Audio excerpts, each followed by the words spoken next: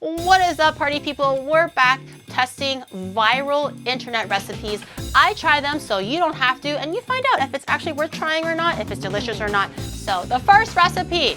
Recipe number 1. Frozen fruit yogurt bites. Don't do that again? You guys didn't like that? I thought you guys loved that kind of stuff. It's very simple. That's why usually for these viral recipes, they're viral because they're simple, or it's very customizable to your flavor and you can whip it up quickly. So for this one, it was really, really popular because all you do is you take Greek yogurt. It could be a flavored one. It could be a plain one if you're trying to watch your sugars and stuff like that. And you want to take a easily freezable fruit that is not too wet. The original recipe was strawberries. Strawberries freeze amazing. Right now, berries are not in season. I can't get strawberries anymore, even if I tried. So we'll do kiwi. Any kind of fruit really works. We're gonna cut the nip off and then the ass off. And you could use a spoon and kind of carve the skin right off. But if your kiwi is not the most ripe, it's kind of hard to do that. Let me try a slice. That is a great tasting kiwi. It's so sweet. Okay, cut them into small bite-sized pieces. And I'm gonna go get my yogurt. Give it a little mixy mix to kind of soften your yogurt. So I'm gonna do 2 big dollops. Every single piece of fruit should at least be covered in the yogurt to some extent, because when you freeze it, that's kind of what's holding everything together. So I have this all mixed up. I think this is pretty good. So you wanna take your tray and then you wanna take your mixture of yogurt and fruit, and just any size. You can do it bigger, you can do it smaller. Kiwi becoming so well renowned they've renamed crock pots after her. Everyone loves their slow cooker. Stop, chat. I'm just trying my best and I'm kind of playing along the meme. You guys suck boo-boo. You guys suck boo-boo. Okay, so we have our little dollops now. We're gonna just simply pop this in the fridge, check back on it whenever we remember. I have some pink chocolate. They're supposed to be strawberry flavored. Lesbians. Say that again? You have lesbians in your pantry? I have lesbians in my fridge. You didn't know that they were called that? So if like a chocolate cookie type thing in English, I believe they're called lesbians. Leibniz. I didn't make the name up. That's what they have. Lesbians. But they're good lesbians, but they're expired now, so I'm gonna throw them away. Don't wanna eat old lesbians. Ooh, should we do a little bit of chocolate ASMR? Hold on, give me 1 second.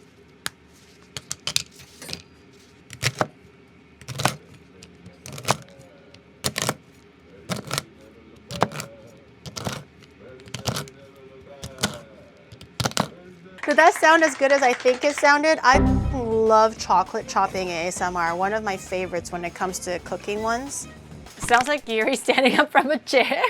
When you're working with chocolate, make sure you wipe your utensils very well because chocolate will seize when it comes to water. I've accidentally done that before where like the tiniest speck got in and it was Jover. Okay. I think it's hot enough. I'm just gonna let the residual heat kind of melt the rest of the little curds. And then I'll take this off the heat because we are working with frozen yogurt. I don't want the yogurt to actively start melting. All right, let's go check on our frozen yogurt bites. These are covered with kiwi.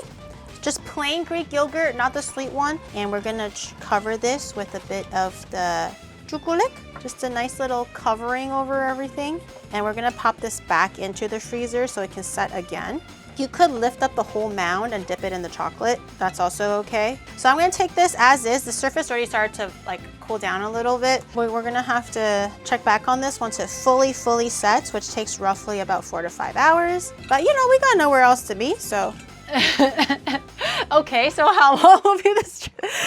Trying to like manage his time and go like, okay, so it's another 5 hours. That means it's gonna be 6 a.m. and then I work at 8 a.m. No, it won't take 5 hours. I'm just joking.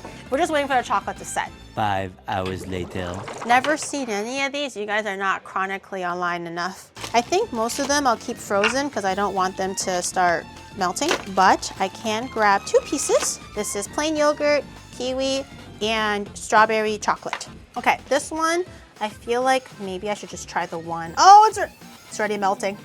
You gotta eat this like fresh out of the freezer. In the future, maybe use sweetened Greek yogurt.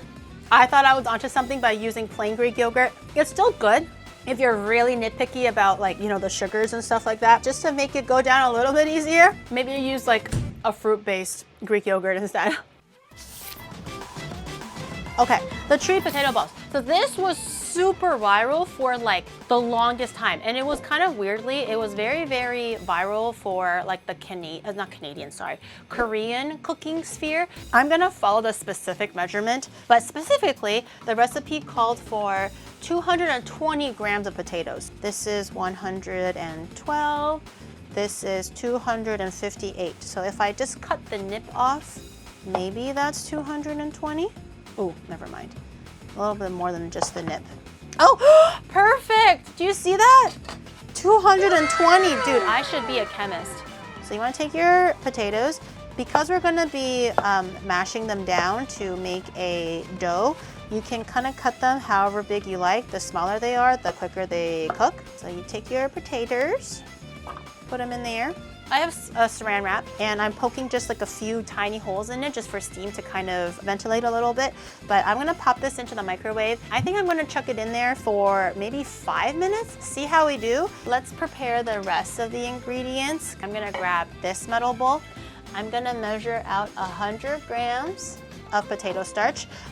I have a little forky fork. I'm gonna go check on my potatoes to see if they are cooked through. Coming through. That looks pretty mushed. Hope I don't burn myself. I'm gonna put my mashed potatoes in here with the 100 grams of potato starch. A little bit of salt just for a little bit of flavor. There's gonna be a sauce that accompanies this, and we need a little bit of wawa. So I'm gonna add a little bit first. Also, it's a little bit hot, so just be careful, but you wanna squeeze. Also, just use your hands and any small potato pieces that maybe aren't mashed. See how there's like some dry bits here too? You do wanna make sure that you slowly give it time to kind of hydrate nicely. Okay, I'm gonna assume that this is good. So this is kind of the tedious, but also the fun part. We gotta shape our balls, and the original recipe shaped it like little mushrooms, and I thought that was so clever. Stare at my ball for a second. The balls are huge. Well, we're not gonna eat this one big ball. We're gonna be eating like several small balls. Okay, the original recipe yielded, according to her, 40 balls. I don't wanna be eating 40 balls. That's a lot of balls. I also don't wanna waste the balls. So I did the half recipe. I guess we just start grabbing at the dough. You take your bottle nozzle or whatever you have to kind of stamp it, and then you want to just push down. And that's it. And when it boils, it'll kind of like keep this shape, so it kind of looks like a little white button mushroom. I thought that was so cute. And you just rinse and repeat until you have a whole bunch of little mushroom balls. Another mushroom. My little mushrooms are coming along so well. Look my little guys. They're so cute. I think I have space for maybe enough dough for 2 more balls. I have finished my balls. How many balls did I actually end up making? Let's see. 1, 2, 3, 4, 5, 6, 7, 18, 19, 20. Wait, I actually got exactly 20. Am I a genius? The recipe called for 20. I think I can like weigh things down to the gram at this point. I'm just like, yeah, that's 2.5 grams.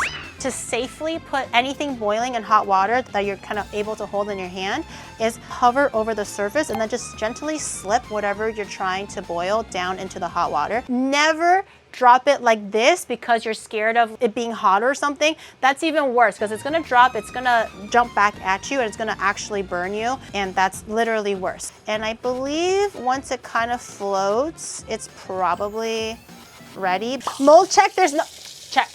Check right now, where's the mold? Where's the mold, you bunch of fucking punk asses? And this will also kind of shock it, so it kind of makes it a little bit extra chewy because the ice water will kind of seize it up a little bit. Look at my little mushroom balls. I'm gonna let it sit here for a little bit. We're gonna make the base sauce. Oh my God, you scared the f out of me.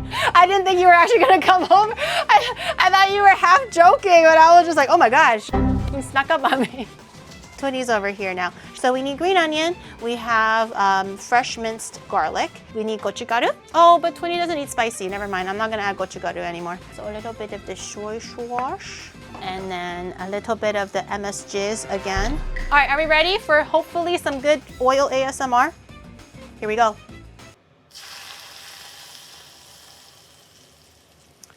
That was pretty This is just to kind of scald the ingredients, not necessarily to cook everything through, just to kind of give it some nice flavor. Okay, and then give that a little mixy mix, a little toss. Toss the balls around. Make sure all your balls are nicely covered with the sauce. Plate it here. And the starches from the balls kind of thicken up the sauce a little bit too, so it's kind of nice. Let's see if they're actually good, if they truly live up to their virality. Very cute and very jiggly. I'm gonna grab one of these. Chewy and doughy. They're steamed potatoes and potato starch. This one's pretty good. I feel like it would be better if it was spicy. So this one, I would give it 7 out of 10. Easy to replicate, very aesthetically pleasing, but I think I can probably cook it a little bit better next time.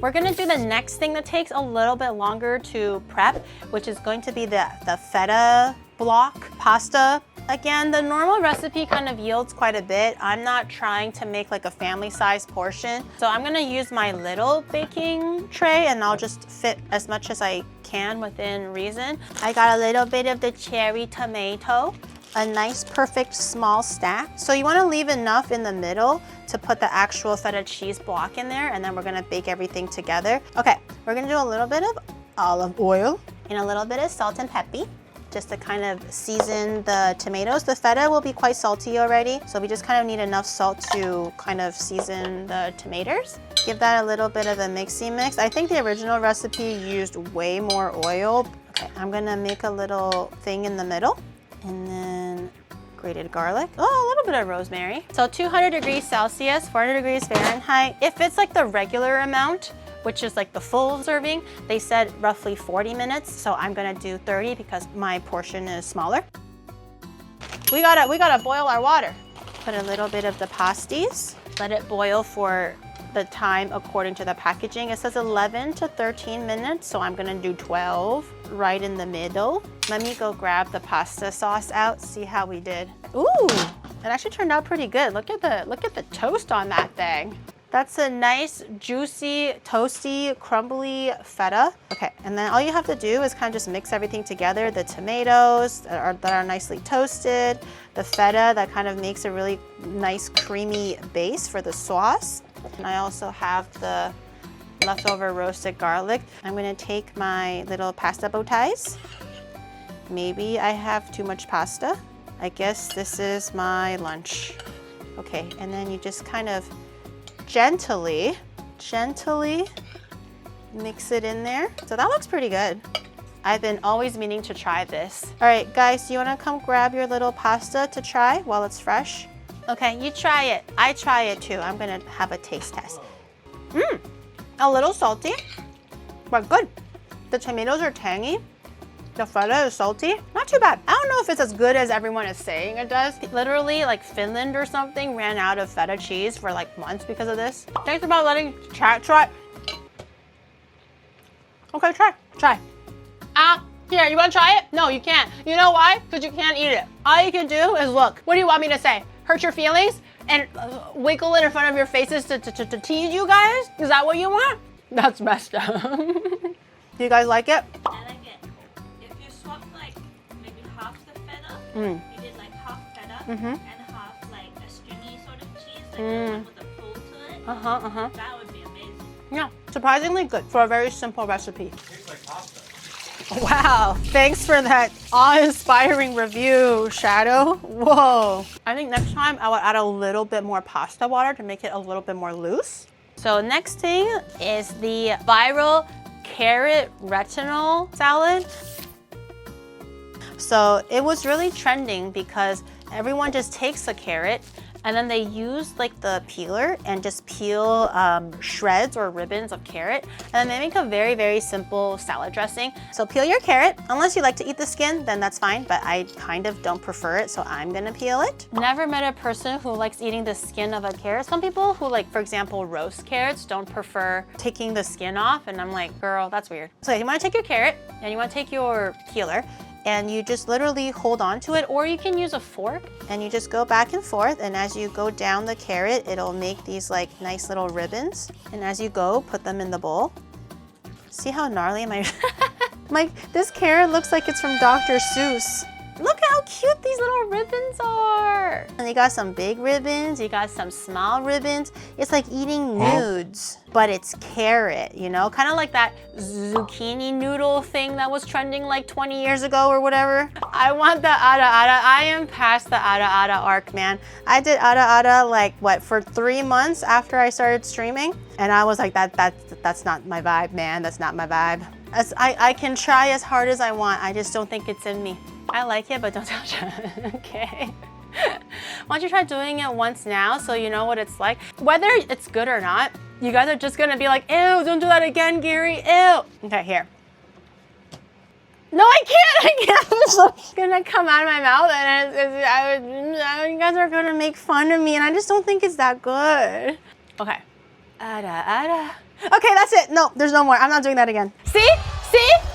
See? What was the point? What was the point?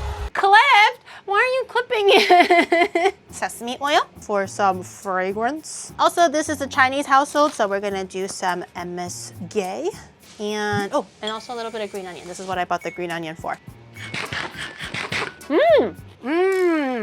Crunchy and so flavorful. 10 out of 10. Do you want some, Twinnie? You haven't tried this one yet. No, thank you. Carrot? Spicy for me. Oh, it's not spicy. Too healthy, girl. All this girl wants is smash burgers and pizza, I swear to God. Another thing that was really, really viral a little while back, instant noodles, or like, what was it called? Mason jar noodles. I saw this on my feed everywhere. Again, it's one of those things that are very easily replicable. The concept is kind of like you bring it to work, you put hot water in it, you let it sit for a little bit, and it just becomes really delicious noodles with veggies and soup and everything. But the main point of the instant noodles, wait, don't tell me I don't have any. Time to make some fresh by hand. No. I still have thing, which is like a Chinese brand for instant noodles. They cook really easily. You can literally stuff this to the very brim and then you fill it with water and then let it steep. So in this case, because I don't want to be making a crazy amount, I think I'm just gonna do half, just for a little bit of a sample taster. What am I gonna do with this one though? Oh, this one I can still save it for a snack. I used to want to do this where I take the instant noodles and then I crunch it up like chips and then I put the seasoning in. And my mom would always yell at me and say that I'm wasting the noodles. So I was never allowed to do it. So sometimes I would do it behind her back. Don't tell her this. I will steal some instant noodles from the instant noodle cupboard and then I will like take it to school and eat it as a snack. You want to put in ingredients that can cook by purely cooking it with the temperature of hot water and steeping it. Things like mushroom, I have shimeji. I'm gonna just rip a few here. And then I have some bok choy, which also goes really, really well with cooking quickly. So I'm gonna wash a few leaves and I'm gonna cut these down. I'm just gonna use my hands and kind of just tear this. And then I actually did buy some instant noodle-esque proteins.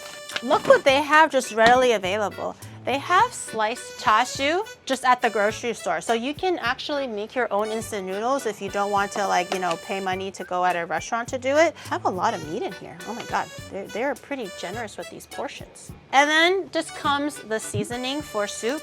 This just kind of just depends on whatever you want. Also, everything has to be dry powdered form or steepable.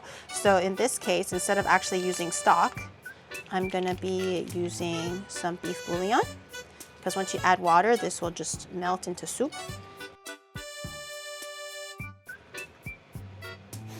Bit of Maggi sauce. You can do soy sauce, just a tiny little squirt of fish sauce for some umami.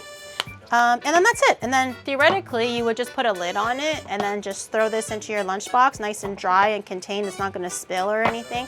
And then when you're ready for lunch, just put hot water in there. So I have my little half portion of noodle here and we'll let this just take its time. I'll set it there for like 3 to 5 minutes. Ooh, the noodles actually turned out pretty interesting. It looks soggy, I hope not. I think it's fine because I didn't really boil it. It's only just kind of sitting in the hot water. I've always wanted to try this too. Wait, this is really good actually. It's so light, but flavorful. This is cute. Gary approves, 9 out of 10. Next viral thing. If you remember from maybe like a year ago, there was this really viral trend of this is how you eat a whole cucumber.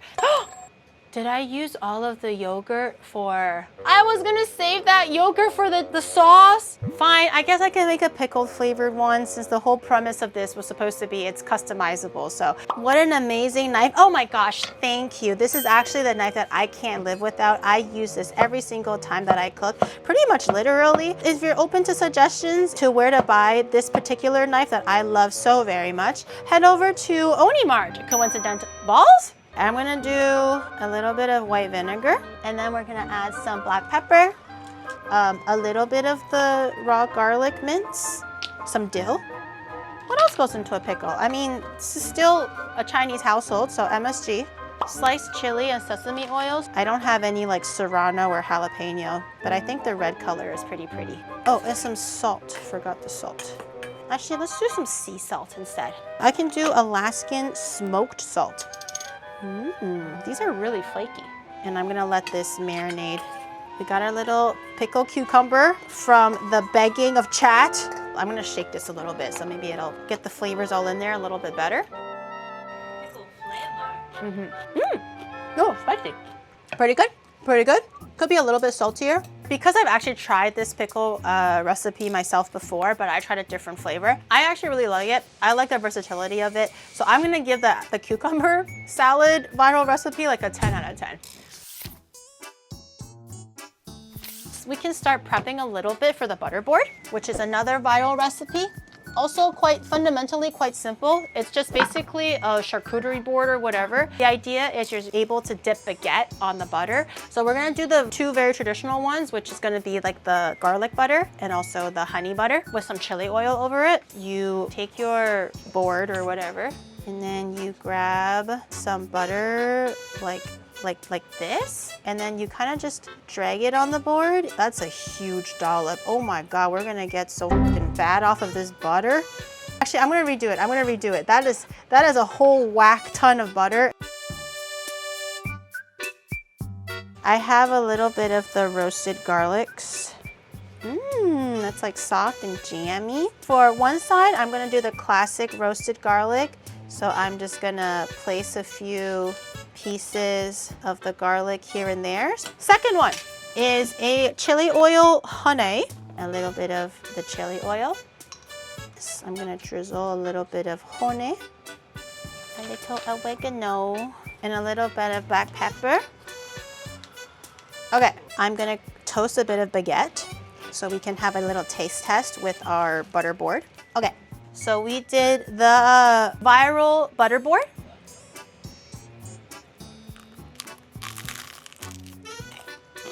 Honey is pretty good, but I'm gonna try the garlic butter now. So crunchy. Overall, I can see the appeal. You might have a bunch of different flavors or just friends get together and kind of like graze on the butter. So I think it's very good. I think these two flavors were very well executed. So I really like this. I'll give this like an 8.5 out of 10. It's a little greasy for me because it's just a whole lot of butter. See, but if you tried the crack flavor, I think okay, Twinny. Let me put some in the crack, okay? And then you tell me. Let me just Oh yeah. Yeah, really. Now it's gonna be a nightmare to clean with my stupid crack. God damn it. I'm gonna have Trado try a little assortment of some of the things. What are you eating, and what are your thoughts about that one thing that you were eating? Everything tastes like a Loblaw salad bar. You've never even had a Loblaw salad bar. What are you even saying? You're just saying shit to say shit. I swear to God, this guy tests me. What's your rating for everything, Shadow, now that you probably had the chance to try it all? Why are you talking about the crumb structure? Do you even know what your crumb structure is? I didn't even make the baguette. Does he even know what a crumb structure is? There's no such thing as soft crumb structure. It's open or closed. 7.5 out of 10, like overall? 7.5. 7.5? Okay. I'll take 7.5. 7.5. I'll take 7.5 considering some of these things he doesn't even like to eat. Cucumber, he doesn't like it. Carrot, he doesn't really like it. Honestly, tomato-based pasta, he doesn't really like that either, so I'll take 7.5. Crack butter would have been better. Well, Twinny had the crack butter, and she said it was good. Wait, right, Twinny? Yeah. The crack butter was like, what, 10 out of 10? It was kind of just butter and bread. What were you expecting, Twinny? What do you want from me, Twinny? I don't really see the point in putting it on a board. Both of you get out. Both of you Just get out. put the the butter on the bread straight from the butter packet. I agree. However, that is not the recipe. On top. Let's say that a regular butter on bread, just like a normal one, is like a 7 out of 10. This one was like a little less than that, so it's like a 6 out of 10. What, because you had to eat it off of a board? Yeah. Okay, well, that was it, guys. Well, we tried 1, 2, 3, 4, 5, 6, 7. We tried 7 viral internet dishes. They were all really good, but there were definitely a few standouts. Which one do you think would have been your favorite, or which one would you rather try for yourself? Let me know, leave a comment down below, and I'll see you guys in the next video. Bye! Scream pickle pickle!